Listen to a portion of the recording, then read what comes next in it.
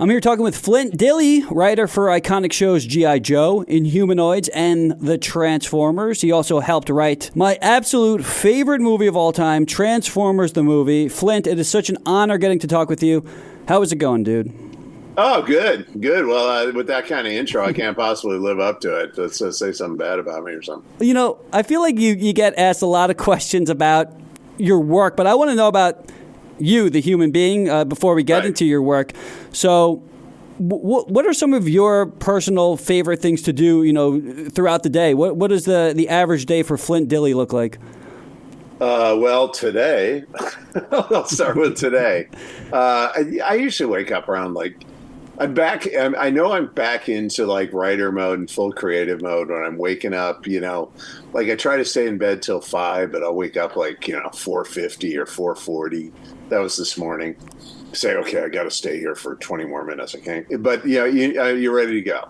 And then it's, you get done all the stuff that if you don't get it done, people are going to be mad at you, you know, deadline kind of stuff, projects, things like that. But I think the journal for probably 20 minutes in the morning just to warm up. I remember when tell me when this gets boring, by the way. No, no, I try to just write about anything. You know, it's not necessarily like, oh, dear diary, yesterday was. I mean, sometimes I whine about or I'm talk about something that's happy. Usually, I try to do something kind of experimental or write something different or whatever. Just get the juices flowing. So it's not a lot of pressure. Sometimes you wake up with this idea that, for a project, something you've been stuck on or some just new idea. And that takes the beat. So that's first thing. And then after that, at some point you deal with the emails and read the morning news and things like that. But the more I'm like in the groove, the less I'm doing that. When I'm totally degenerate, I'm like playing some, absorbing game and 3 days leave my life. I'm trying to avoid that. Do you feel though that having game time, just unwinding it is important to the writing process instead of just, hunched over at a computer, maybe taking a break, messing around with a video game or shooting some hoops or whatever? Is that important to helping you, Oh, write? yeah. I mean, I'm a game designer as much as I am a writer. And people think of me as a writer because, I probably have certainly more game credits than I do have screen credits. But, because, you never know what you're going to be. No part of me thought in 1985, I've said this a million times before, but it bears repeating that I was going to be talking about Transformers or in 1986. I mean, no part of me thought that. Or maybe it would be some, weird thing because we couldn't have known what the world was going to turn into, that stuff's still alive today. I mean, G1, when people watch something for the first time, for them it's the first time. And that stuff doesn't quite date the same way a lot of other, live action and things like that movies do. And so, you have an interesting relationship with it because I love talking about the old stuff. It's fun. I wrote a whole book about it. So I have a whole memoir with all that stuff because I thought at the time, well, if I write it all down, then, I want to talk about it anymore. We can talk about new stuff. And of course, that's not how the real world works. Right? People want to hear the stuff or they ask second level questions or something like that. Yeah. Do you think part of the reason why Transformers has stood the test of time is because it's generational? Like, you probably talk to people that are grandparents and then they're showing their kids and then their kids are showing their kids. And, I just saw in theaters, they released the first 4 episodes of the series. And I noticed in that theater, there were people my age, I'm in my mid-30s, that grew up with the show, but then there are people 10 years older, 15 years older, but then there's 5-year-old kids there. It's something that I feel like, is going to go on forever. It seemingly has no end. This is the 40th anniversary, okay? And so that means really, you figure a generation's about 17 years, right? That means it's well into being a third generation property, meaning the kids that we're watching in the afternoon are now the parents. The parents are now the grandparents, and the kids are the kids. The grandchildren now are the kids that are watching this stuff. And what's funny about it is it doesn't date. I mean, just things about the world changed in that, people never Yeah, well, I mean, when I was like, the world was just starting when I was in my 20s. The world of, you would always be able to watch it. You could buy the VHS tape, right? And then later the DVD. Mm-hmm. But before that, I mean, any old show, you'd have to see it on reruns. Exactly. And it runs at 3:00 in the morning, and then when cable came out, then you had it on cable. We had one channel that ran reruns. That was WGN in Chicago, but that's rare. I mean, same thing with movies. You would have to think as well. I mean, unless it was re-released, King Kong would get re-released every 25 years or so. But you're only going to see it if it's on television. There wasn't really, home movie like format till the late 70s, early 80s. So, no, exactly. I mean, what you had, the interim stopgap, and it was a very important thing, and that was revival theaters, and they still have them. Mm-hmm. And that was where you could go see old movies. It's like, two film noirs tonight. Double Indemnity, and The Big Sleep.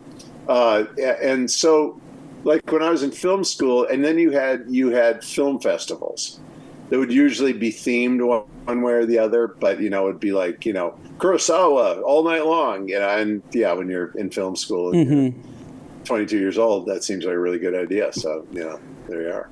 Well, it seems like, as I mentioned, Transformers is timeless. But I want to talk about some of the stuff from your childhood. Growing up in the 60s and 70s, were there shows that inspired your writing? Was it maybe something like Star Trek or Twilight Zone? I'm assuming shows like that had to have played a huge impact.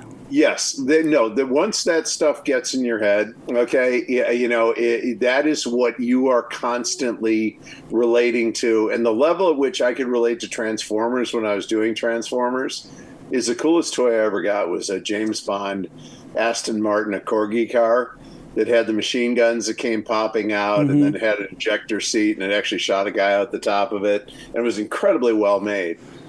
And I would remember, because when I was actually writing the shows and everything, we didn't have a lot of the toys. Okay, they'd send some, Hasbro would send some over, and we'd random. But it wasn't like I knew what the characters really looked like. I was writing from model sheets, right, most of the time. There's big asterisks next. Obviously, when you're writing in season 2, I knew what Optimus Prime looked like, but none of the new characters. In the movie, I was totally working blind. Because try explaining what Springer looks like, or any Junkion. Yeah. When I was a kid, there's so many of them. I grew up in a family where my sister was 7 years older than I am, and so I didn't watch a lot of kids stuff except literally Saturday morning TV. And Saturday morning TV wasn't, what it was in the 80s. Exactly. It was, but you had a lot of, cartoon shows. You had like Super Friends, which I always thought was kind of squiddly. Scooby-Doo was there. Some Japanese stuff really early in the morning. Some like old serials. They'd run old serials. And that was always really cool. And so that was, but I didn't really grow up watching kids stuff because nobody in my family. Basically, we watched private eye shows, war shows, spy shows, maybe police shows.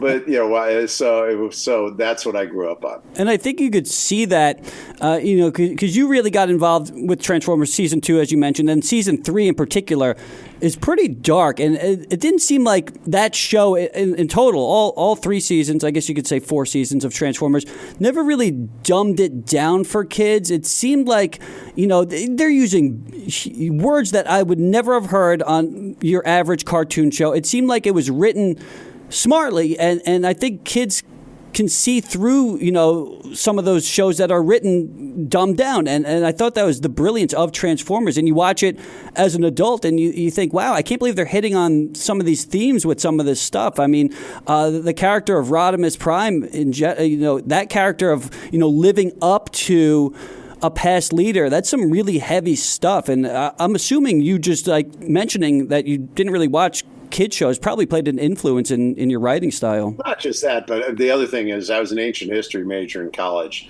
So I was like freeform ripping off the Iliad and the Odyssey and all sorts of stuff that, I mean, you can rip off the Iliad all day long and nobody notices. Hey, everybody rips off something. The Lion King I just watched, that's obviously Hamlet. So all these things are based on something. Yes, and no, I mean everything comes from somewhere, but you're putting a modern spin on it. But what's now like the Joseph Campbell paradigm, which was coming out then in the 80s. That was, I think, that was when I was working on the rights that I found out about that. I sort of knew about it in grad school, but I never thought of it as a writing guide. All the you take your childhood influences. And then when we were doing those shows, the writers on Transformers and the Sunbow writers in general had all worked on Saturday morning before that.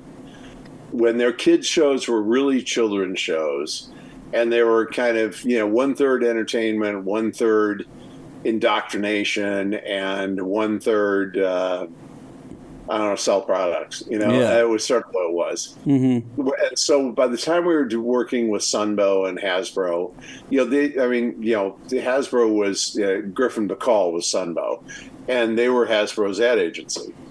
And so we were acutely aware. So, kind of what I would really have been classified as an ad executive that just happens to be writing, story editing, and producing shows. Okay. Not that I thought that way. I'd been in film school, but, we knew we were selling stuff. And the upside of that was that there was almost no censorship. I mean, as long as you showed the toys, the thing that was kind of enlightened about those guys when I think back is they just wanted to show the toys and make them interesting. We didn't have to have all of them be good and all of them be all bad. As a matter of fact, when you have 134 speaking roles in the Transformer movie, you better have a wide range of personalities and motivations. Okay, and all that. So, but the very nature of the medium made it very complex. And I was on G.I. Joe. I mean, I was first hired when Steve Gerber, the story editor, had kind of got run behind, and he called me up and said, "Hey, you want to ghost story edit G.I. Joe?" And it wasn't really ghost. I mean, Sunbow knew I was doing it. And it was like the most liberated thing in the world. There were no network notes. There were no agendas. Nobody was doing a violence count on it. We knew there were basic rules. Nobody got disemboweled. Mm-hmm. And, nobody died. And all the planes you had to see the guy bail out before he took out. And the project that Paul Dini and I are doing right now at this moment, has a character called Bailout, who's one of the guys who's always getting shot down in G.I. Joe. This hilarious. Well, it was all stuff we actually created back in the 80s. Yeah. Show. And at various different places and all that, and we kind of wrote up this whole treatment that probably had a client attached to it, but it was incredibly cynical. Sometimes you write the first draft, you're cynical. It's Captain Trademark and his amazing pre-sold warriors. You would change that into Captain Triumph and his amazing power warriors, or whatever the client had ordered. Yeah. We were just so at that point cynical that. Cynical, and we were having fun just at our own expense. And then, of course, all that stuff, that's another story. But yeah, some of it's actually being found in a landfill as we speak. But and Paul and I have decided, Captain Trademark, landfill, I'm doing a game of it. So that's what I'm doing right now, is designing a game. But anyway, so the first season, Steve and I were writing G.I. Joes, and, because Ron Friedman did one of the most brilliant pieces of writing that is deceptively brilliant, is his first 5-part miniseries on G.I. Joe, is inside the first 2 minutes. You met the characters, you understood what the Joe team was, why the world needed one, because Cobra made a surprise attack and devastated an airbase. You knew who the bad guys were. You knew the world. You knew the octane of the world. There were real bombs blowing up. I mean, like if we'd had a firecracker go up, that would have been the whole violence count on the network. Okay. As a matter of fact, you probably wouldn't have been able to get a fire, unless there was a clearly fire marshal in the story or something. Firecracker. No, that would have been illegal. You couldn't do that. But anyway, and so we felt like we'd been liberated. Gerber calls me up and says, "Hey, you get to hit with real fists." Okay. Yeah. Well, you mentioned those Super Friends shows. There's no punches thrown in any of those. So by the time the 80s come along, you're doing Batman and nobody's getting punched, right? Yeah, I mean, I'm not expecting anybody to be thrown in a bubbling vat of mutant, goo, but I mean, something. Yeah. And so we thought we got a big get out of jail free card. And because I was doing Mr. T, and you're having an action adventure show, but it's almost illegal to do action or adventure. And that show had a lot of, diversity kind of groups, and you couldn't have any of them do anything wrong, So I was the only person on the writing staff that wasn't Jewish. So we invented a Jewish kid that did everything stupid. Well, that all of a sudden ends up or everything bad. He ends up being the main character of the show, because you can't have people do things stupid or bad. They get to be pretty flat characters. Yes. Yes. I started to learn for that. But then G.I. Joe, you can have any kind of character you want. Yeah, I mean, there's a whole, bad guys normally in shows were always far more interesting than the good guys. Of course. And we wanted to change that, okay? Because, I mean, Cobra Commander, how do you not like Chris Latta? Or, then turns around and Starscream. And you always have this relationship where there's sort of two leaders, and they're at odds. I mean, with Starscream and Megatron, it was obviously much more pronounced. Yes. Than Destro and Cobra Commander, but there was that, and with G.I. Joe, you had the Baroness in there, I like G.I. Joe a lot because you had a lot of female characters. You could have that whole dimension of stories. Whereas Transformers, that was just a little more abstract. But yeah, I mean, we were just telling hero stories. I mean, Joe was mostly spy stories, and with Transformers, I felt, when I got the one day Joe and Tom came to me and said, "Look, we know you said you never do robots again. I've been a Lucasfilm failing miserably at droids." I said, "I don't ever want to do robots again. However, we need you to do a robot show." And so what's that? They said Transformers. I said, no, I don't want to do that.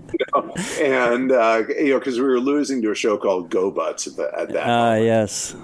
But what had become really obvious is that, not obvious. I was talking to Tom Griffin, and he was talking about how there was a recession going on at that point. Kind of like now. Okay. And he was saying.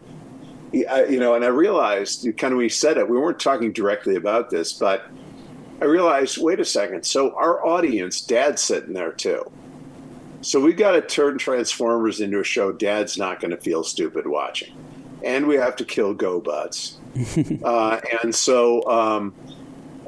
I think, I don't know that I certainly didn't watch an entire episode of GoButts, but I watched the main title and maybe the first act. And I knew everything I needed to know, and that is, this is a kiddie show. Exactly. We're not doing a kiddie show, and you can almost see an arc from that moment of Transformers getting. It got darker, but a lot of things happened. I mean, like, there are three things happening at the same time. One was we wanted to age up the show a little bit and make it an older show. But it wasn't really aging it up, but it was also, it couldn't be kiddie because, I'd even learned doing Saturday morning that kids would play up, but they wouldn't play down. Meaning, a younger kid would watch older kid stuff because that was my experience in life. Yeah, same. I was always watching stuff I didn't understand because, I'm watching The Untouchables. Oddly enough, in my big fan geek moment in the movie is Robert Stack. And Orson Welles, because Gary Gygax and I were trying to talk him into playing Gary, I was just happened to be there, talking him into being Dungeon Master in a Dungeon Dragon movie. It's back in the 80s. Oh, really? So, it was cool for me, obviously, Orson Welles, but it was the guy who who was in The Untouchables. He played Elliot Ness. Now I'm blanking on his name. Robert Stack. Yeah, Robert Stack. Yeah. Robert Stack was that was my big geek out moment. Uh-huh. I mean, there were a lot of them when I was doing animation, but yeah, because he was such a cool guy. And his family owned Occidental Petroleum. I mean, this was probably the wealthiest guy in Hollywood. Really? unbelievably, and he said, I'm kind of nervous about doing this voiceover. And I'm looking at him. Elliot Ness is nervous about doing voiceover. And we did it, and he was great. He was Ultra Magnus, and the only thing I regretted was there weren't enough lines for him. I mean, we gave him, I think, a couple extra lines just because, this character, it's kind of a tragic character. He's this transitional character, right? I love the character of Ultra Magnus, and I find him to be fascinating. And as far as I'm concerned, you can't really kill a robot. But, he was just a great character. He was great. And then he ended up being the voiceover in a show called Unsolved Mysteries. Yes. Which was one of the best uses of voiceover ever in a TV show. Oh, it's perfect. He sounded like something from the bottom of a grave. And I'd like to believe that we gave him the confidence in Transformers to go out and do that. That's totally fictitious. But I'll sell that story. You're not obviously involved with the casting process of hiring, these voice actors, but I don't know if you've ever talked to anybody when you're hiring these big name actors for the movie. You pretty much know going in you're not going to have them for season 3. For people that don't know, the movie took place after season 2, and then season 3 is continuing the story of the movie characters. And in that movie, you have Leonard Nimoy and Judd Nelson playing prominent roles, and Robert Stack, as you mentioned. But you have to know moving forward that you're going to have to replace these guys, right? Is that something? Yeah, we knew that. We just didn't really even think about it. Really? I mean, it sounds really stupid, but the fact of the matter is that most of what you're doing is you're just confronting what the problem is that day, and you're only looking forward from the point of view. If I'm writing a script right now, we'll be in post-production in 4 months on this episode. But you have a lot of bites at the apple because you have storyboards and you have the recording session, you have sweetening and editing and all that, and so you're just trying to solve because we were doing like 65 episodes a year, and I never really fully left G.I. Joe until season 3 of Transformers. I was pretty much gone, but at that point I was doing Inhumanoids and Visionaries and a bunch of other stuff. So you didn't have a lot of time to navel gaze, and I think that's part of why it was so resonant. Mm-hmm. Is it was fresh. You were doing it fast. You didn't overthink it like a movie. Or not the movie, different story. The movie, every single line was like pitched combat, but Transformer movie. But was there a writer's room? Like, was there a blueprint for like how the season's going to go, or does every writer sort of just go out on their own and write their own story? When I found the Bible, I think it's been photocopied. It's on the internet somewhere. But I found the Bible for season 3, and it was very specific. I mean, we had at that point we only had 13 episodes in season 3. Transformers was weird. G.I. Joe, it seems like there were 365 episode seasons. I may be lying about that. I mean, don't hold me to that. But whereas Transformers, you had like an incredibly long, short season 1, which was a bunch of miniseries, and like they're figuring out what they're doing. Yeah. Then you had an extremely long season 2, and then you had the movie, and then you had a short season 3 that kind of had this coda of the Return of Optimus Prime, right? Mm-hmm. So by the time I got on Transformers, pretty early season 2 or late season 1, depending on how you look at it. Okay, because seasons were, sort of a theoretical construct then, and as is what G1 is a theoretical construct. In other words, I'll be talking to fans who will argue with me all day long about what no, G1 actually went to 89 or 90. No. Okay, G1. From my point of view, okay, everybody has the right to their opinion. G1 ended with the end of season 3, and you can sort of count the Return of Optimus Prime in it because Marv wrote it, and it was, and it was still the Sunbow team. But once it was no longer Sunbow and Marvel, mm-hmm. It wasn't really, and I guess it was Nelson Chin's company at season 3, but it wasn't really G1 anymore. Because it's kind of like it's like a rock band. You have the 3/5 rule. Unless 3/5 of the original people are alive, it's not really the band. Of course. It's like, say when you run into bands with like 4 guys in it, it's kind of like for a long time Pink Floyd had 3 of the 4 guys. So they're still Pink Floyd, though pretty major guys missing. Yeah. It depends who the guys are. As long as you have Mick Jagger and Keith Richards, still the Rolling Stones, and Charlie Watts died, but then Ronnie Wood's been with them for 45 years. So, I mean, I think he's a real member of the band. The point being that, G1 was a very specific set of people. You had Wally Bird doing all the recordings, you had Marvel, you had Sunbow, you had, and then after that, it's a whole different bunch of people. Now, you could argue that, well, yeah, but it was still G1 until, some headmasters or, butt masters or whatever the next thing came. Because I just stopped paying attention, when I wasn't doing it because I was doing other stuff. Is that something you'd want to revisit? Because, Butt masters? No. The butt masters.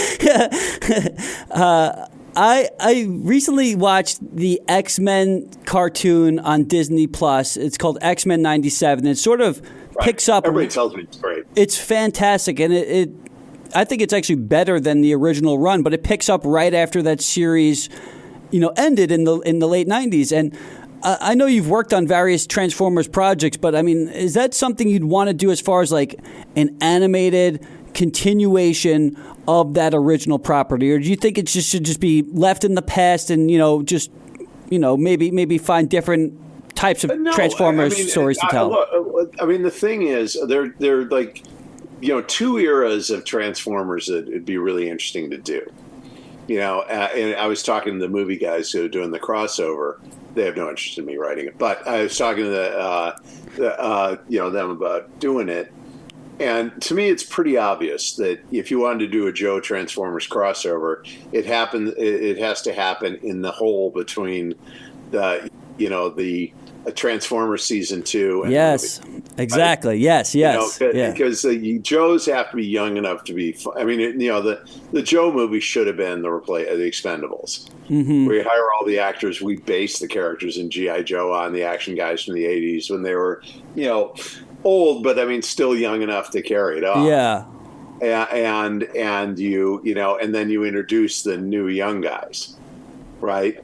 And then you can have the Transformers because they're kind of ageless, but there's a lot of stuff that's never explained inside. And I always thought the pivotal character in there is Marissa Fairborn because she's Flint and Lady J's daughter. Yes. Quite possibly spawned in Skeletons in the Closet, but that's just Marissa Fairborn, because Flint's name was Fairborn, was his last name. Yeah.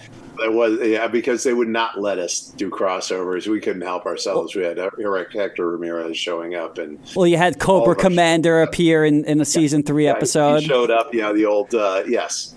Oh yeah, no. I mean, the old Snake. Yeah, I mean, we were always. Why wouldn't you be allowed to do that? I mean, it just seems so obvious. There were 2 different toy lines, and back in Hasbro they had different executives and different issues and different approvals, and they just didn't want to cross the strings in the water. Yeah, I mean, past a point, I never understood it, and I'd be lying if I said I didn't understand. I fully understood it then, but I mean, looking back, I see. In the real world, why it was that way. That's not the choice I would have made. But if you're doing too much of that, you confuse it, and you can end up compromising both lines. So you're going to do something like that, you better do it right. Right. Is there something that you would have changed with your work on Transformers? I mean, the elephant in the room is obviously some of the backlash that took place with that movie. And like I said, it is my favorite movie, but we all know, the killing of Optimus Prime was definitely a bold strategy. And I don't know where you stand on if that was a good decision or not. Is there something that, looking back, close to 40 years from now, you just say, I wish I had a mulligan on that and I'd like to redo? The fact of the matter is, we wouldn't be talking about this stuff now if we hadn't killed Optimus Prime. That was a defining moment when everybody realized how much they loved that character and how upset they were that he was dead. Okay, you don't kill him, and and he just gets kind of forgotten when you permanently embed the trauma in people of him dying. Davy Crockett was the same way when I was a kid. he happened to be a real person. Yeah. He like really died, and there's not some different end. Actually, people have retconned Davy Crockett to he didn't really die at the Alamo. Oh God. And he was I was just reading this retcon Davy Crockett. And he was a Mason, and so was Santa Anna. So Santa Anna let him go, and he just lived in obscurity for the rest of his life. I don't believe that, but that's maybe some kid locked himself in a bathroom, and when Davy Crockett got killed. Crockett, but that was like the big thing when I was a kid. Was Davy Crockett was a big deal, and that was one of those things where. I was kind of the younger kid, but as I said, my sister was many years older. But that's something that sticks with you. And just like you said, Optimus Prime's death. I mean, I watched that movie. I was probably 3 years old the first time I watched it, and it really hits you. I mean, that's sort of my first introduction to death. I would imagine for a lot of people is the death of Optimus Prime. Yeah, I mean, okay, we didn't. Okay, I mean, from our perspective, and I talk about this a lot in the book, so I won't bore anybody that's read it. But in short strokes, we were so used to characters being discontinued. Okay, we would get faxes. Okay, discontinue dipstick and put ashtray in his place. Okay, and so dipstick's gone, and train wreck's out, and you're putting in some other disastrous character. Nosedive is coming in, and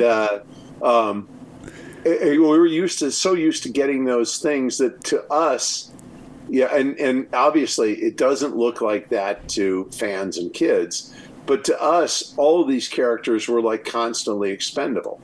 They were constantly being, they're totally fungible, and many times I would have to. And all of a sudden I'd realize, we don't have we don't have a voice sample or a voice actor for Dumpster Fire. So you'd either give that character a those are actually characters I'm using in Captain. Oh, all the ones that I've never. But we would give. You'd have to give either throw it to some. If you thought it was going to be a major character, you'd probably cast it. If it was just some late ad in there, you just throw it to one of the other voice actors that happened to be in the recording, and just depending on who it was, because we had all-star cast of voice actors. Those guys were amazing, and so you could just say there's nothing Frank Welker couldn't do, all those guys, all of them, he was the most. Of a virtuoso in terms of what he could physically do with his voice. But all of them were extremely good at one aspect or another at the craft of being an actor. And that's easily overlooked and should not be, because they're really good. Were you able to sit in on the voice acting sessions and watch them do their work? Job. Really? Oh yeah, no, I had to go. My basic job, what I did every day in those days, after I got up and wrote for a while, what I did every day in those days was I would I'd spend probably certainly the early morning, writing and editing. Okay, because I'd either be editing somebody else's script or writing. I wrote very few actual episodes of G.I. Joe and Transformers, and usually I only wrote them when we were in trouble. Like a script, we call it had fallen out, which meant we just got a draft that wasn't usable for one reason or another, or there was just some bad problem that we had to put together an episode. And almost everything I wrote was probably it was written in an extremely compressed time frame, probably I don't know 2 days. I just get an idea. Like Prime Target, which Buzz Dixon and I wrote, was literally I think it was probably 48 hours from we got a problem, we got a new script to fill in, to here's the final draft. Wow.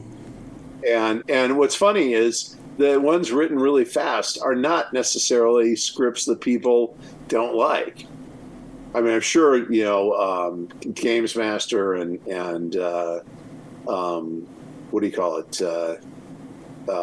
Skeleton's Closet were also written within 2 days. Because there was an emergency thing. Because my job wasn't really to be a writer. My job was to be a story editor or a producer. Because so anyway, then I go into voice sessions. Then we go over storyboards. Then we go into sweetening sessions and editing sessions. However, the longer I was there, I think Joe and Tom, either A or some combo play to the two, decided I was fairly incompetent in post production, so they kept getting in new post production. They kept buffing the post production team, and also I think they just felt that there were better uses for my talent than being in sweetening sessions, because they were developing all the new shows, and I tended to develop. Doug Booth and I pretty much, I wouldn't say we developed all of them. We developed a lot of them. So that was the job. But the voice sessions I always went to, and for Joe, Transformers, and the movies. I mean, Joe, and until there was a point where I was still be doing stuff on Joe, but I was really pretty much moved on to Transformers around the time of the movie. And I think most animated projects done today, one guy goes in a booth and records the lines. But from what I've read, the Transformers, there was like a whole group of individuals recording at once. Do you think that brought out the performances that we got? What was great about it was this, and this was kind of a lucky accident and some extremely supportive employers, and that was. That what we ended up doing differently than anything else is, now remember, unlike, almost everybody else on the staff was either a professional comic book writer or, somebody who really been in the trenches and paid their dues and all that. I was the only person in that group who had gone to film school and came out thinking I was some kind of an auteur or something. And that was a different kind of animal. Not in many ways worse, not necessarily better, but it was, it was like, we must just, each script is its own movie, it's its own production. We must do something brilliant, and blah blah blah. And I really believe this stuff. And what the good side of that, the bad side was it was a pain in the butt and alienated people. The good side of it was that. I just got kind of offended, because I was utterly unaware of the diplomatic situations involved and the business situations involved and the practical things. I was just wanting to do a good show. And so I was, fairly indignant when you're hiring an actor and he's like hoofing out of there, after half an hour, because I liked having the whole group there and you do a read through of the whole script. And usually the read through of the script, well, it was pretty loose, and you would not have been able to release that product publicly. And these are some of the rudest people on God's green earth. And but they were paralyzingly funny. I mean, most of them were stand-ups, and and they were unbelievably funny. And so you would get these great lines, from them while they were just, they didn't want to read the regular script. And the ones that were not obscene and were printable were hilarious, or one way or another gave character or got inside the meaning of the line. Because remember, when I'm writing the scripts, I'm like a chess player moving pieces around. But the actors, any one of the actors is like, they actually have thought about, dumpster fire, and what his character is and what he feels about. And that's what they do. And so, so they were incredibly helpful with the dialogue. And at first, people were honked off because in those days, a lot of those were in-demand actors. And, and a lot of them, would have to leave early to, I'm playing, Spoofy on the Google Twin. And they're leaving to play Spoofy. And, I was indignant about that. It's like, they were paying the guy for like half a day. What happened to my half a day? I didn't realize that in the complex politics of the world of and so I was fairly pompous and overblown. But my intentions weren't bad. I just wanted a good show. And and I didn't understand that these guys would also come in and do unpaid for retakes and extra lines and stuff we didn't get, and and all sorts of stuff. So it was a complex relationship, and the trade off is we'll let you go be Bloopy on the Smurfs, but you got to come back and do these voiceover things, and that's just good business. But I was utterly unaware of that stuff in the moment, and just figuring, what's this guy just blowing out? After, because I want him here, because when we actually had all the actors there, that we would get better product in the end. I mean, you'd be amazed how much they can. Partly because they would we'd actually get new content out of it, but as much as that, simply because they all of a sudden were like seeing the lines, and we had at least a minute to talk about them. Yeah, they had to talk about the lines and what they meant and all that, and so they'd come up with better lines, or they would read the line in a different way because they knew what the intention of it was. And then after a while, I think everybody kind of convinced everybody. We all convinced each other that this is a good thing. We're getting good stuff doing this. So we by the time third season of Transformers, Inhumanoids, Visionaries, which were probably technically our best. Visionaries, it was probably technically our best show. It was the best animation, and it was everybody at the peak of their craft, and a can-pick great set of actors. It's just, I'm not sure it ever aired in America in its real form, because the product line was canceled really early on. I mean, there was a lot going on, off screen. But anyway, Visionaries was, so we would do the scenes ensemble. What I finally just said, because they were always saying, oh no, you're stepping on each other's lines, dropping peas. And I was saying, remember, we're not like the other animation. There was a thing I didn't know about that a friend of mine, Gordon Kent, told me about that changed everything.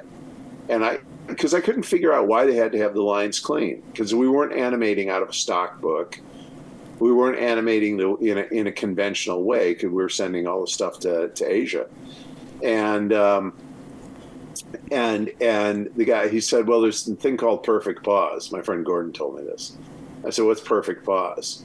Well, I believe it was Bill Hanna and Joe Barbera created it. And what it was people do not notice, you do not perceive that a line is that if there's a second between two lines of dialogue, right? And from the audience doesn't notice it, but from the point of view of the animation producers, that means if you have 100 lines in a script or 120, that's 2 minutes less animation. You're knocking out however many lines there are. But the point is that every time you do that, you're saving actual animation, and therefore it's impacting your budget in a good way. So you're saving money, and so I guess it had just gotten embedded in the business so deeply that people were still doing it even though it didn't need to be done anymore. Because we weren't billing, we weren't paying or billing that way. And and the other thing I didn't know, just because it's a little naive, was these guys would actually, like Wally and people like that, would actually do what I was saying, what I'd ask. And I thought, oh, this is because they think I'm so brilliant. No, fact is that I was the client, and Sunbow was paying for this stuff. So if I wanted to do ensemble script reads, that was a reasonable request. Marvel would get mad sometimes and there'd be problems, but after a while everybody started noticing that really does help, to have the actors read the lines, and they're stepping on each other's lines, and you just cover it. Either you just animate it the way it is, or you cover over it, and all of a sudden the shows just started feeling different, and it's part of the reason they still feel modern. I think this is just my opinion. Is any of that audio around, you think, of outtakes or just the BSing between the crew, or is that just something that is lost in time? I would assume. I mean, the different. I mean, the answer is I don't know. Yeah. My suspicion would be that Wally would keep that stuff around, but he'd reuse the tapes because he couldn't keep that stuff around forever. Yeah. But if there was something that was particularly notable, maybe he'd roll it off just because for whatever reason, or it was stuff that was reusable. But I don't know. I mean, I know that before he died, he sold a lot of stuff, and I know he had a lot of storyboards. I assume he had stuff like that, but it wasn't like now where it's all digital and therefore basically free. I mean, there were actual, costs to, and both in, storage space. And back then, nobody really knew that this stuff was going to go on to have the afterlife that it has. Yeah, 40 years, as we mentioned. By the way, we're talking with Flint Dille, writer for my childhood, pretty much. And I just want to piggyback, go back to rather the discussion of killing off Optimus Prime, but rather bringing him back. Do you agree with that decision, or would you have rather have kept him dead? Well, I know. Don't keep him dead. I mean, the decision to me is a little more nuanced than that. I mean, but I mean, all right. Let me start here. And people have heard me interviewed before, are now getting some reruns. But what was interesting about that is the entire reason they had to bring him. I mean, there were huge consequences from killing Optimus Prime. Now, what anybody who thinks about it for a minute and a half knows is we didn't just go out and arbitrarily kill Optimus Prime. We killed him off because part of our job was to kill off the entire 85 product line and for the 86 product line, right? And that was what we didn't. There was no mandate to kill off the whole thing, but the question looming under. And I think actually explicitly asked, but nevertheless, the question from silence was, what's different about why would you do a movie of a TV show that's currently running? What's different? And what's different is you have to do different things in it, to justify, why it would be a movie. And so one of those things is, well, you can have major, events, like, a major character dying that even with the rather lax standards, the program practices standards we had, was killing somebody, especially a main character. I think there was an implication Jetfire died, but, he needed killing because we didn't own him. Or rather Hasbro didn't own him. But, so there was an implication that he died, but that was more implication than real, and nobody.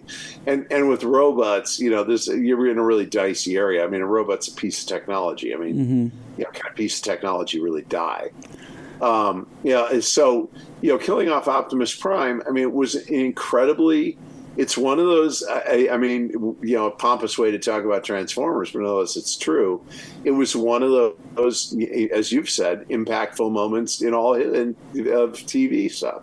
Certainly in all the cartoons. I mean, I see it to this day. Prime Day just passed, and I see memes, saying, don't forget why we celebrate Prime Day, and it's like an image of the death of Optimus Prime. Like it is still talked about. Just for a minute, let's talk about Nelson Chin as a filmmaker, because I don't think people do enough. How brilliant do you have to do to figure out a way by changing from color to black and white to show the death of a robot? Yeah. Okay. I mean, we all take it for granted, but he actually had that as a creative problem, and what a brilliant solution he had. Yeah, that is. I mean, it really worked. It was really impactful, and all he did was color shift. Mm-hmm. But anyway, so and everybody bought it. Everybody bought that he was dead. Everybody got it. It was a great and impactful moment. And I frankly wouldn't change a thing. Now that having been said, when all of this happened and the story came to us that a 8-year-old kid went to the movie and saw Optimus Prime die and locked himself in a bathroom and wouldn't come out for a week. Okay, I'm totally buying the story, right? Because I didn't have any kids then. Okay, I wasn't a parent. I didn't, I'm totally buying it. Oh, wow, kid locked himself up. And, like in my mind, I can kind of see what the bathroom looked like. And the parents outside the door for a week trying to put food under the door. And all that. Then, in the intervening years, I become a parent. And like, how long exactly would my kids have remained in a bathroom? Right. My kid locked himself in there. I'd give it 4 minutes. Before the door, there's a loud cracking sound, and you get them out of there, and then you have a lot of expensive psychiatric bills for what's the matter with your damn kid that he's like upset that a cartoon robot got killed, But the point is we all believe that story, and as I said, I can justify my believing it because I'd never been a parent, and I probably had that flicker across my mind, once or twice in that moment of like, wait a second, parents let the kids sit there in a bathroom for a week? I mean, that's not even possible. Locked in a bathroom for a week. But we believe that story, and I only belabor it because that's a little bit the way. I mean, I think people probably would believe that story now, even though if you think about it for half a second, it's preposterous. But that was, and what it really was, I suspect, is there was a lot of strange political stuff going on at Hasbro. There was sort of, hidden, the things that were not apparent to us, what Stephen Hassenfeld was dying is what was happening, and a lot of things were spinning out of that. And so, there were, probably people who was in their interest to make us look like horrible people that we'd murdered this piece of technology, animated piece of technolomean so I think there was more than meets the eye to that story. Yeah. But I mean that's the other thing in my dotage I find incredibly funny. But do you think without that backlash, he would not have been brought back? I'm assuming there were no plans. Okay, to the best of my knowledge, before the backlash, there were no plans to bring him back because I mean there was never any sense of looking back. Okay, it was always forward because what nobody knew then is nobody knew that at a certain point a franchise you had fixed and solidified who the characters were and people really were tied to them because all of our training and all of our conditioning was I get a fax that says you're getting rid of Ashtray and Dumpster Fire and replacing them with Nosedive and Spittoon, and and that's what that's the way you do it. And I thought we'd always be really releasing new Transformers, and you'd always be pushing things back. And I could have more easily imagined, Transformers going two ways, and it's sort of two series. And one series is Hot Rod, Prime's back, Hot Rod's off in some missions, and and Optimus is back doing Earth-based things. But after season 3, there was no rolling endlessly around the desert, like we did in season 1. I think there's a lot of great stories that could have been told. I mean, just maybe even some jealousy from Hot Rod, from having that leader role and taken away from him. Hot Rod's reaction to the guy came back to life, and I'm I don't really have the same purpose in life. Yeah. I mean that would have been great stories, and probably in retrospect, I mean, I don't know, how, I mean, and, I was at that point, as I said, I was really more concerned with, right after, all the hubbub, that was around the time we learned that, we hadn't been picked up for any new episodes for the following year. And so it was basically over. And I had a friend call me up and ask me if I'd come to CBS and develop Garbage Pail Kids. And it's like, oh yeah, I haven't had enough controversy. Okay, sure. And I asked Joe and Tom, I said, look, if we don't have any other shows, let me go do this and I'll just come back and we get more shows. And they said, great. They were excellent guys. other people would have not done. I was blessed by having excellent bosses, really, pretty much all through my animation career, and just flat out good people, and and so we kind of knew that era was over. I don't remember, I remember that, Tom Griffin would come into town, we'd go to this Mexican restaurant called Los Toile, but it wasn't really the name of the restaurant, and nobody remembers the name of it. But anyway, it was right in Westwood, and where somebody was getting fired, the Los Toile. And I don't remember the Los Toile days, but I was around, pretty, probably after the end, simply because I was doing Visionaries. And by the time I finished writing Visionaries, I think I was already working on Tiny Toons at Amblin. So, there was no real, and continued to do stuff with those guys long afterwards. And what was that like working, a Steven Spielberg production? That was great. I wrote like 5, I wrote Tiny Toons when it was a movie, not a show. And then one day Steven came in and said, hey, I got good news and bad news. And I said, okay. The bad news. Okay, the bad news is that, I don't remember this is exactly the way the conversation went, but this is the way it played for me.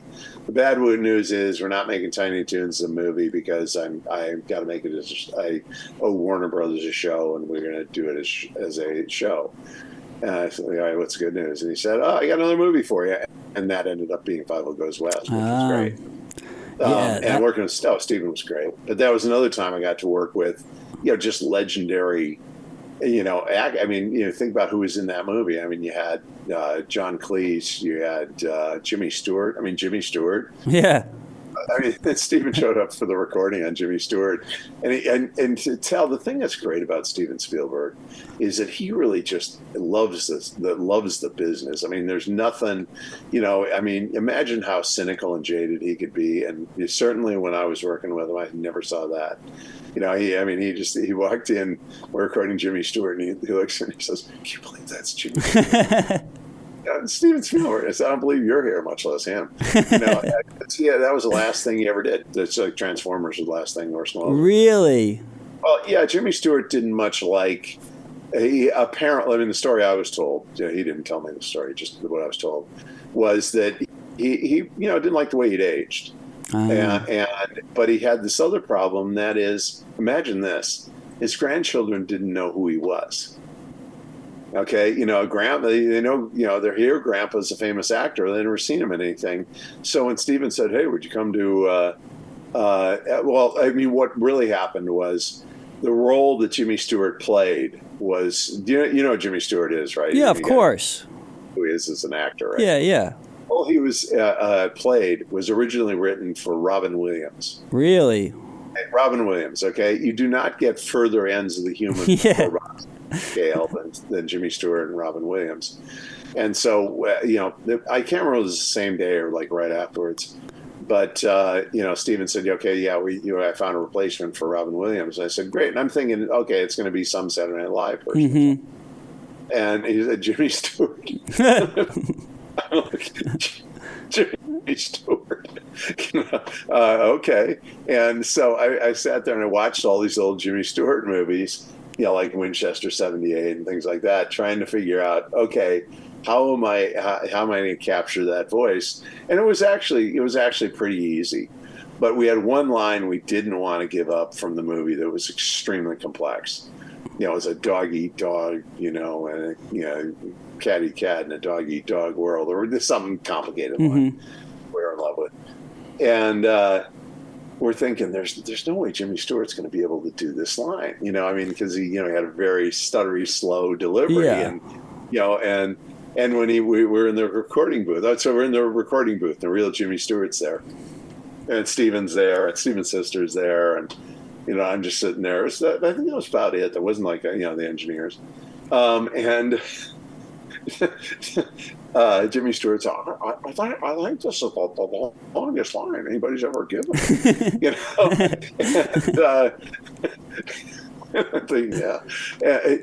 Okay, so just do a take, and I think I'm sure what Steven was thinking, and certainly what I was thinking was, we'll do a bunch of takes and we'll glue them together. He nailed it in one take, Wow. perfect. And we didn't, I said, I don't. We need a safety. No, we're good. And that was that. And we're kind of looking at each other, and it's one of those things where you learn that's why he's Jimmy Stewart.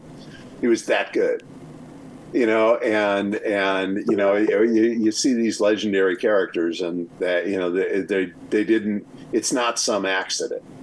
He really was just that good that he can nail an extremely complex line that probably would have had Robin Williams tongue tied, on first take, but that he had the humor to line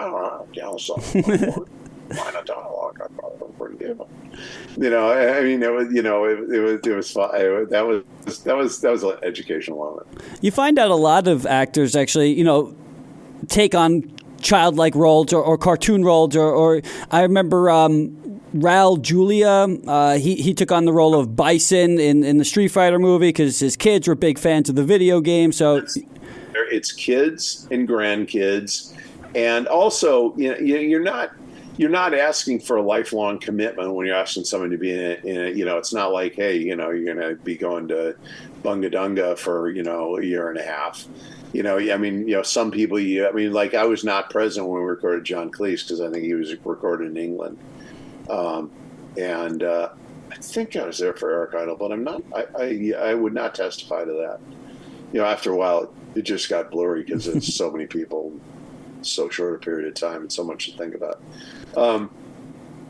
With an animated film, they go into a recording studio and record it, and they're done. And so. That's another reason why it's appealing to a lot of actors, and it stretches them to an audience that they didn't otherwise have. You mentioned some other people might not. You mentioned, you're more of a game, I guess, designer now these days. I'm still writing stuff, but that's what I've been really fascinated by, lately. Well, I saw you were, credited with working on the Ghostbusters game from 2009, yes. Which is one of my favorite games. I bought it on the Xbox 360 when it came out, and then I just got the remastered version on the Switch a few years ago. The Ghostbusters are right up there with Transformers as one of my favorite properties of all time. How did you get involved with that project? And, did you get to, meet Harold Ramis and Dan Aykroyd and sort of work with them on the game? Well, yeah, no, we met that we were on the phone with them. We had a lot of phone meetings and stuff like that. I don't know where they were, but, the thing that was really great about those guys is, it was supposed to be a ghostwriting job. Yeah, it's part of the fun. Ghostbuster.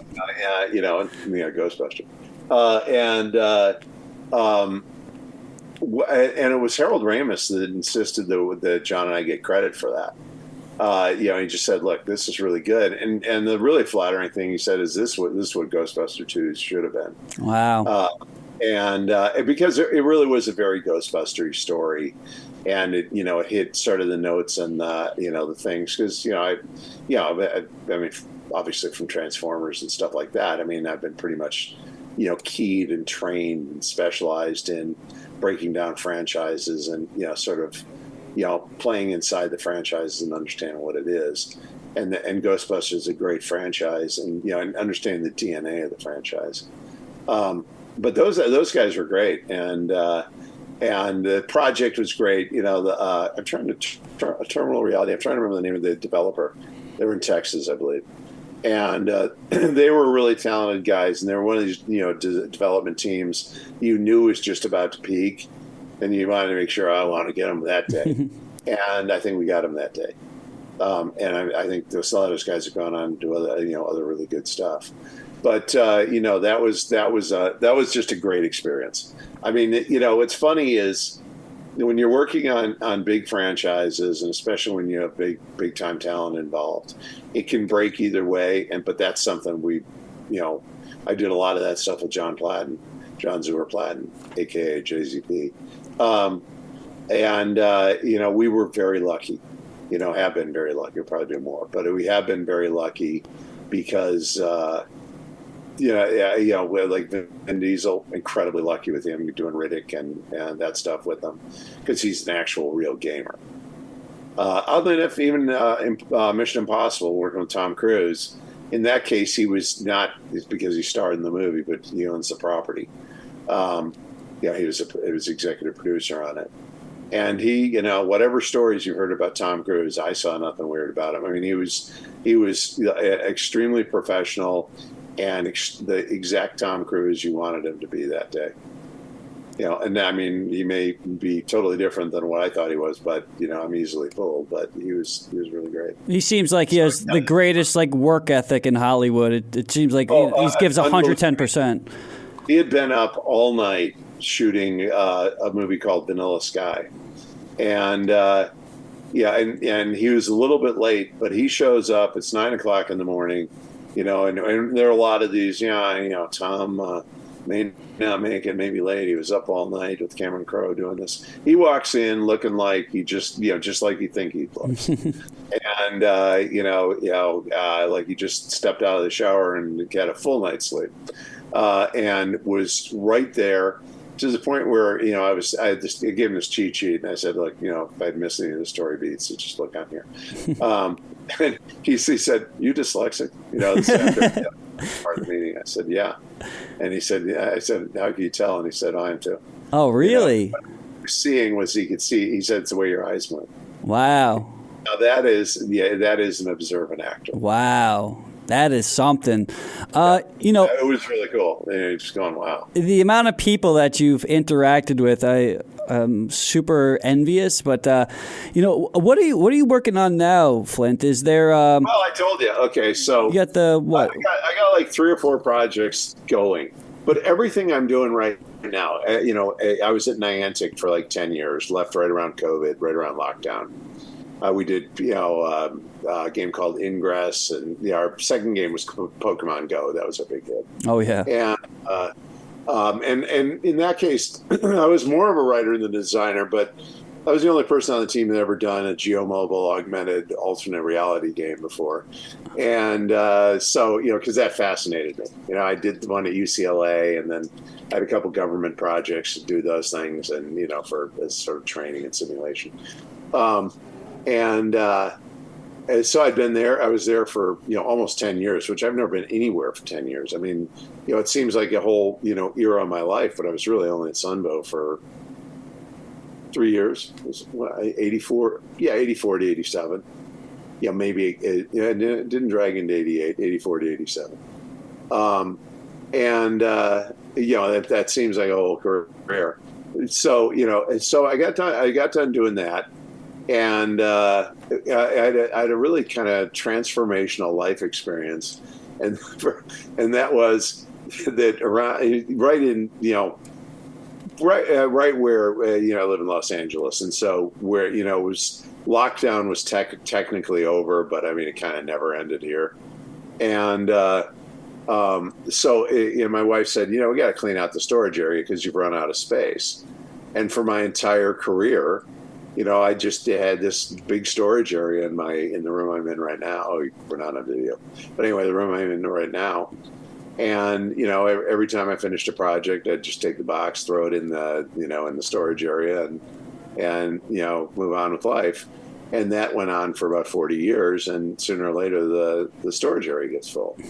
And so, and I had no intention of really doing a lot. I just wanted to throw enough stuff out to make the issue go away for a while. And then, my wife steps into it and says, wow, the floor is wet. And we realized we had a leak and we had storage. We had, I didn't lose anything in it. Most of what I had was in plastic boxes, in containers. But what that means is we had to move everything out of there. And it was about 3 months before, just construction, fixing because I live in a 100-year-old place. Anyway, so, all of a sudden I just, it was like this period. Remember that period when the world was just kind of dead. And all of a sudden I had, all the time in the world to just go through my stuff and organize it and see what I had. And, I always figured I'd do it. I mean, I just didn't know I'd be sitting in a global pandemic with nothing else to do or nothing else I had to do. And I found all these projects that I'd done, years ago that I put in a box or never finished for one reason or the other. Because I certainly never really stopped, I've been working pretty constantly, right from before Sunbow on, and it's all of a sudden this moment where you take a breath and you look at your life and you go, oh my God, look at all the stuff I did. And then I started finding projects like, wow, this one actually had some merit. Why didn't I ever finish this? And that was just because I was doing so many other things. I mean, I've shipped like 40 games, and 49. I think I had 49 game credits, and then the movies and the TV shows and the books, and I was never not doing anything. So I felt like this is just a magical moment I've been given to it's kind of like watching your life flash before your eyes in incredibly slow motion, and I'm just reading all this old stuff and just kind of indulging it. And realizing, I got to go finish this. I got to go, I got to go. Why didn't I ever do this? And so I did a project after that. It was unannounced and may or may not ever be shipped, PlayStation game. And but after that, it was like, this is kind of the time I go do, what I want to do. And my kids are adults and out of the house, and I'm not making a bunch of expensive tuitions and stuff like that anymore. So just like, go do it. All the things you thought you wanted to do it. And so that's the phase I'm in life, which is a weird phase for a number of reasons. But so I'm working on the live projects now. I mean, there are God knows how many. I mean, I'll never get them all. But I'm working on Captain Trademark with Baldini, which is a card game, but a bunch of the guys who do the HasLab, design and printing of the their toys. They're making toys for us. Wow. Okay. What we're speculating the characters look like, as I was telling you, they're finding stuff in a landfill, and I don't know what's real and what's not.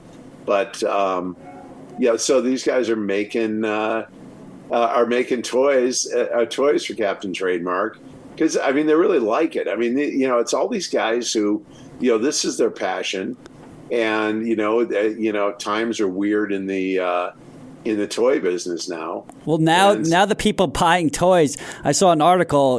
Adults are the biggest buyer of toys. Oh, by far. Yeah. The toy business hasn't been about kids since you were a kid. Yeah.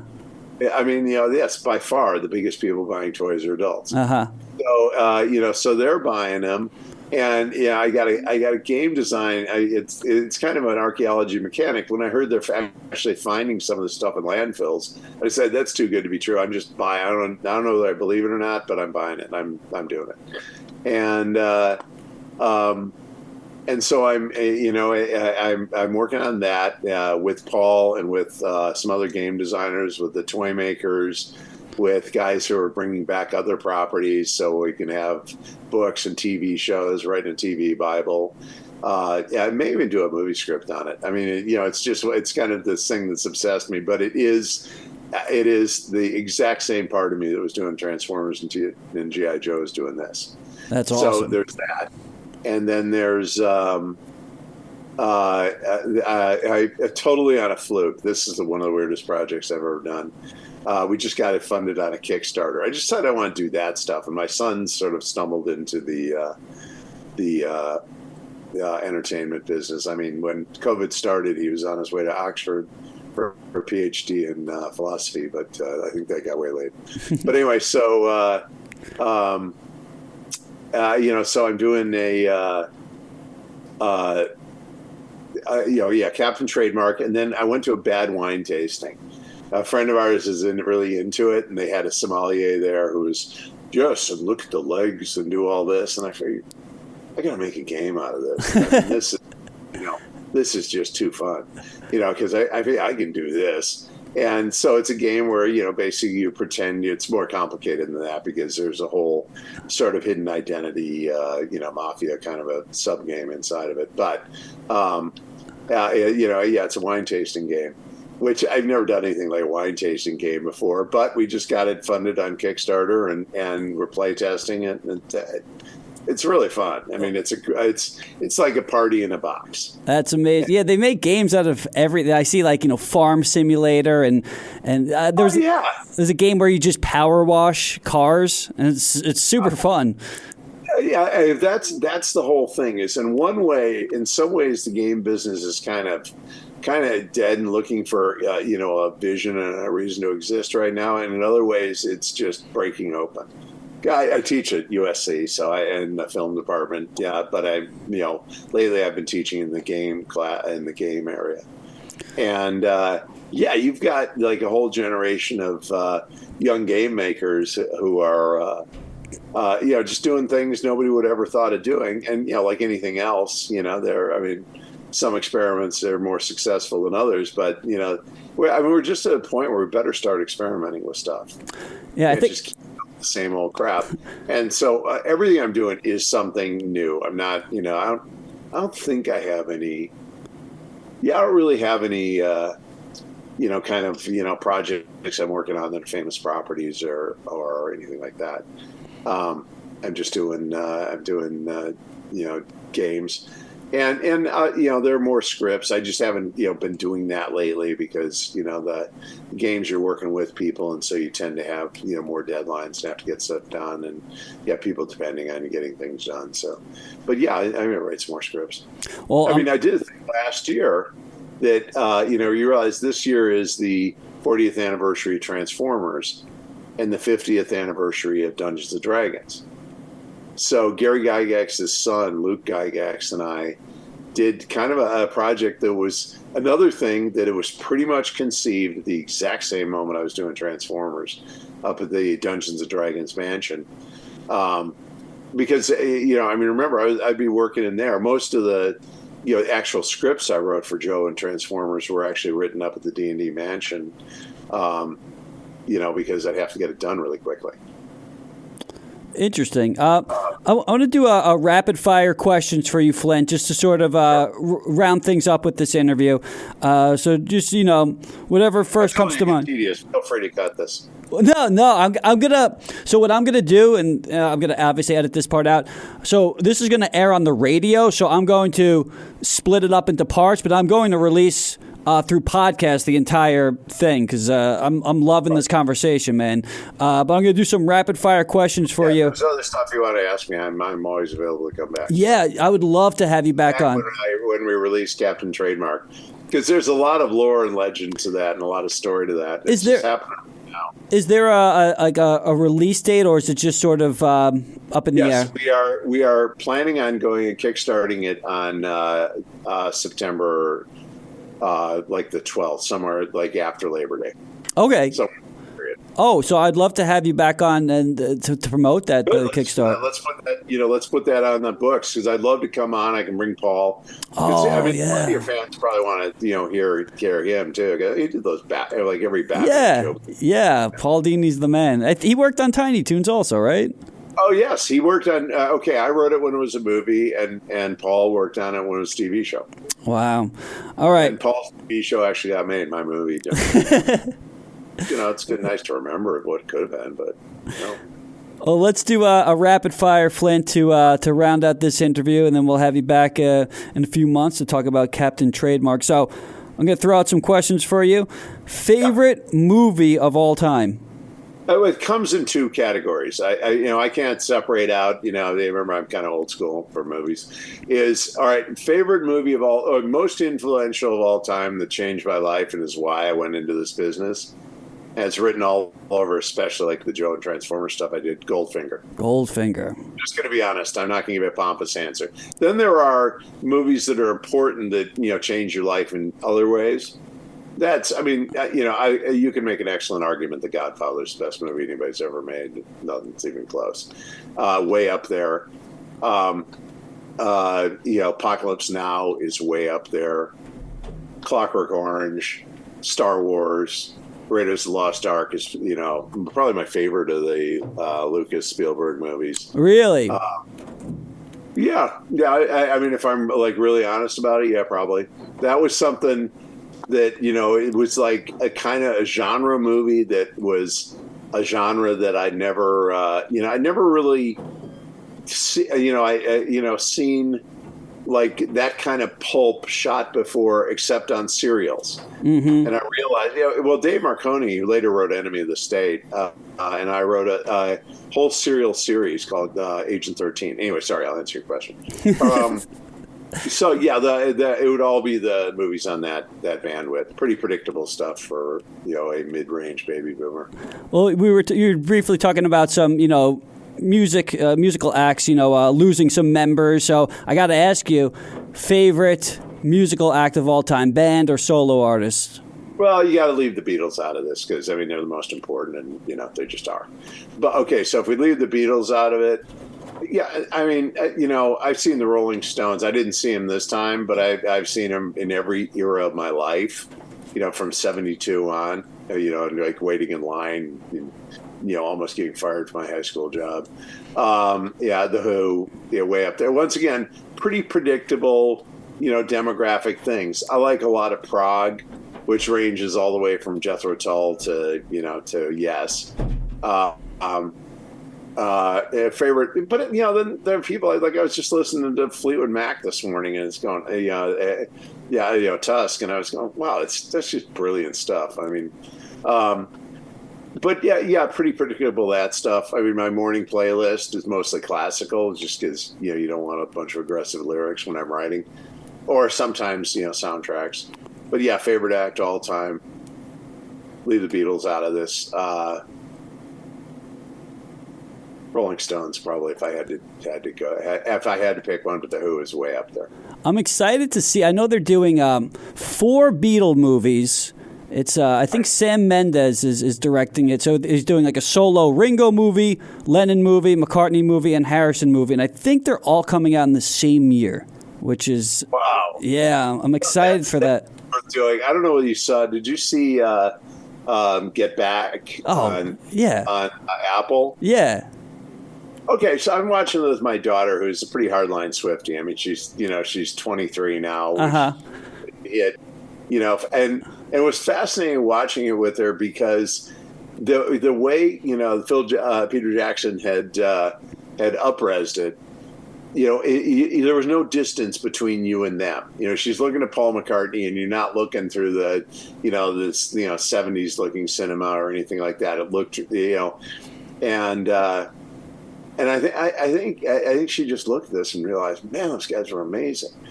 And and then there was an interview later with Taylor Swift and Paul McCartney, who were interviewing each other, and she was saying, when you stood up from that piano at the end of Get Back, you were 27 years old.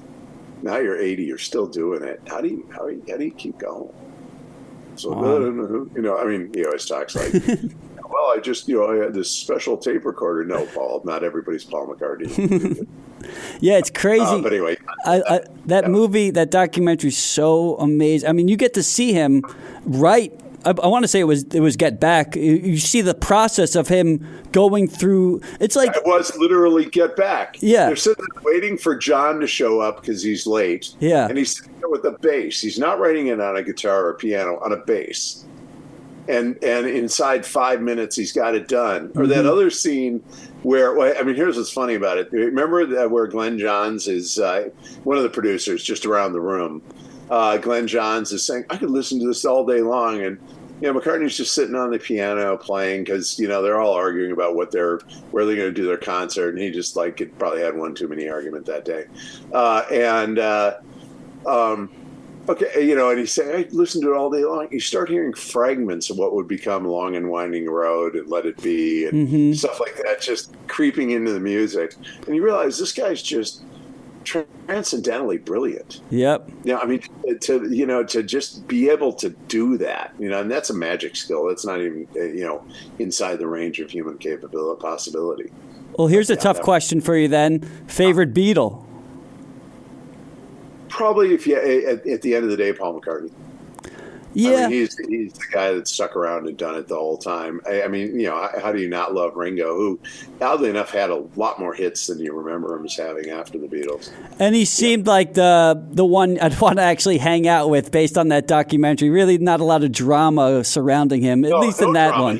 But emotionally kept that band going as long as it did, because, it was heading towards a train wreck. And you could tell that when they were having a debate, when Ringo said, somebody was right or somebody was wrong, they were right or wrong, and nobody questioned it.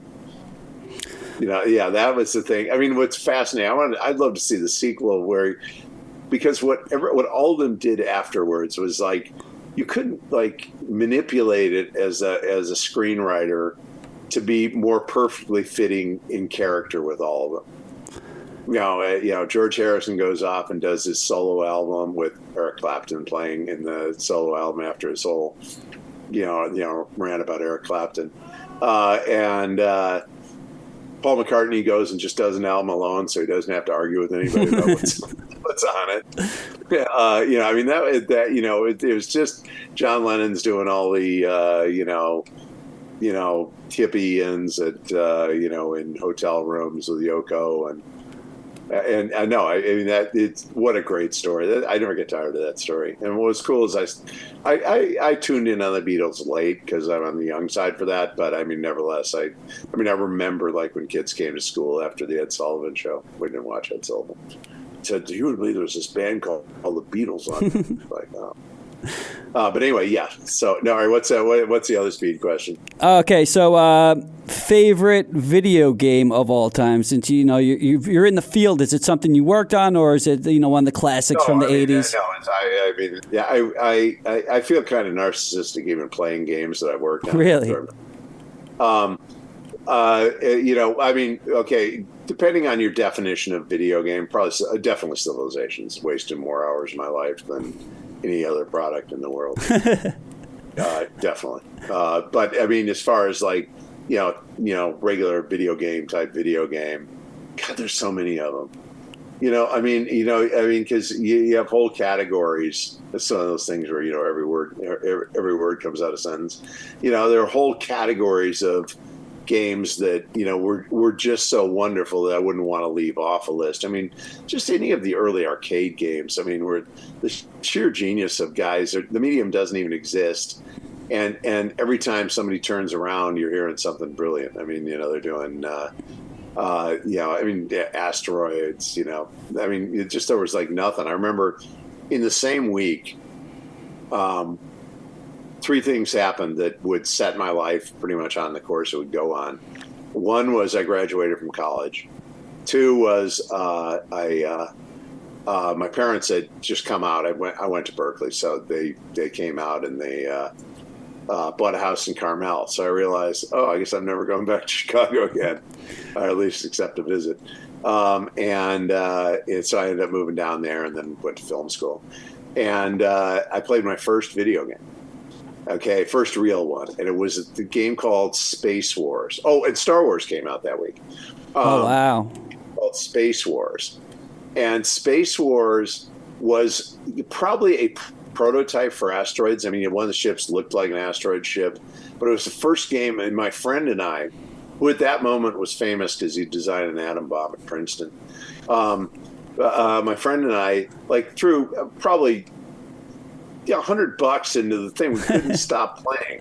We were just so sucked into it. I mean, this is the guy I played, every war game with and all that. He came into town and at that moment was famous.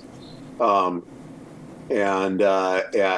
he was like so, we were just so mesmerized by, what technology could be. And I think at that moment I wanted to go into games, but I had no idea how to get into the game business. There was no, like, I teach at USC game department, but I mean, now, but I mean, at the time there were no game, schools. So I didn't know quite how to do it, because I remember walking by a game store and said, if I could do anything, I'd make these games. And these were just like Avalon Hill games. Never occurred to me I'd ever make a computer game. And then I got introduced to Gary Gygax, the guy that created Dungeons and Dragons.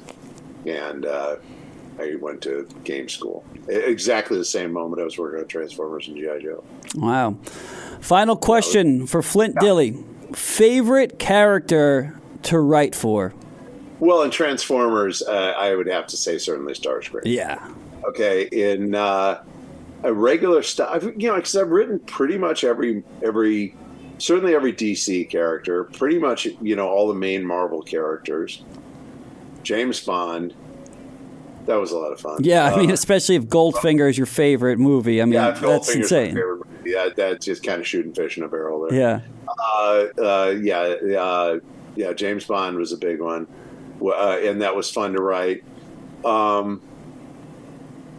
Boy, I don't know, because, there's some things like, the circumstances of writing in certain situations make the project more interesting. When I was, writing Riddick with Vin Diesel, we were basically also solving problems with the whole franchise. And the beginning of the movie was originally our game beginning. And Vin came by one night, hey, you mind if I use that? No, I know, we'd really be bummed out, man. That was great. So that was fun for that reason. 5-0 was kind of fun just simply because I'm about as waspy as you can get, and I'm sitting there writing a Jewish mouse movie. That was stretching your talents to the edge. But I always really loved Yiddish. It's just what a great language. Boy, I don't have one. Because some characters, when you get in the right mood, they write themselves. Sometimes your favorite ones to write are ones that are really hard for you and really a stretch and out at the edge of your range. When you crack it, you feel great. So I don't know. When I was doing Tiny Toons, a really Looney Tune movie. Just the whole idea you're writing Bugs and Daffy. I did the 80s Spider-Man, a 90s Spider-Man show, and developed with Stan Lee. And every once in a while, I swear this happened. Now that this may be, feel free to distrust this. But when we'd be talking about Spider-Man, he'd be talking about Peter Parker, and sometimes he'd say "I." That character is so close to him that he thought of him as being him. Wow. That's just cool. I was working with Jack Kirby on concepts. I didn't even know it was Jack Kirby at the time. Wow. But let's see, characters. Boy, there's so many of them. A lot of them are just fun for completely different reasons. Is Flint from G.I. Joe named after you? I don't have a good answer for you. Is the character of Flint on G.I. Joe, is that named after you? Or? Well, all right, that's its own kind of amusing controversy. Of course, I choose to believe it's true. But when Tom Griffin and Joe Bacall, after I was done being, I had been story editing for Steve Gerber, the ghost story editing. They said, hey, we want to hire you as a producer. And I said, what's the producer do? And he said, well, we don't know yet, but we want to hire. And at that point, I was supposed to go back to Ruby Spears. And I didn't, but I wanted to keep doing that. And they said, hey, we named a character after you, so you have to take the job. What I think is this. I do not think Flint was named after me because I've had a lot of characters, based on me openly. But in the case of Flint, the narrator in 300 is Dilios. Because Frank and I went and researched it, and degrees, Frank and his wife, then Lynn Barley, went and to Greece and researched it. And so, I was the only ancient history major he knew. But anyway, so I'm sorry. What was the question? Oh yeah. So Flint allegedly was named after me, but that may or may not be true. But I've had my girlfriend at the moment when I was doing that stuff was Linda Wolverton, who was telling the LA Times she based the Beast and Beauty and the Beast on me, which is not necessarily the most flattering characterization. No, but I tend to see I want to see the bright side of that.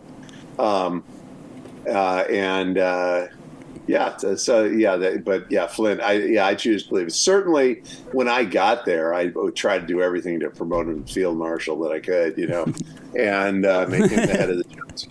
and everybody else would have, Buzz and Steve would have me peeling potatoes and stuff like that in the mess hall.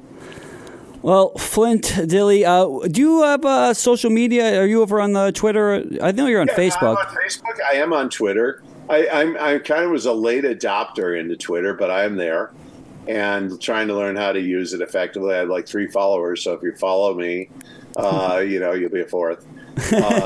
I'm on that. I'm on Facebook. I'm on LinkedIn. I don't really know what you're supposed to do with LinkedIn. So I'm not real good at LinkedIn. But I am eminently findable.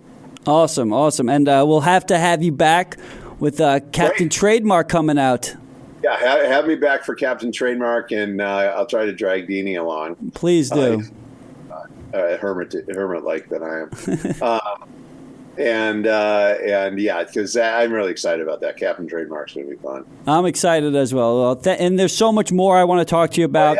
Feel free. I can come back. I mean, if you think of things you forgot to. There's count. I mean, out of all the people you were just telling me about your interactions with, I feel like you have endless stories. So I'd love to pick your brain some more. Maybe we could talk some just movie history, music history, whatever. No, I'd be happy to. I can talk, movie history, game history, film, rock bands, all that kind of stuff. Awesome. Happy to do that. That's and take a look at the book, because I can send you a PDF. I have your email. Yes. Please do. PDF of it, and that'll because most of the stories I told, a bunch of them were in the book, and I'm violating my rule never to tell them. All right. Well, thank you, Flint, for your time, and I'll talk to you. I'll send you, the info about the show and a link to it as well. Fantastic. Awesome. That's great. Have a good one, buddy. Thank you so much. Bye-bye. Bye.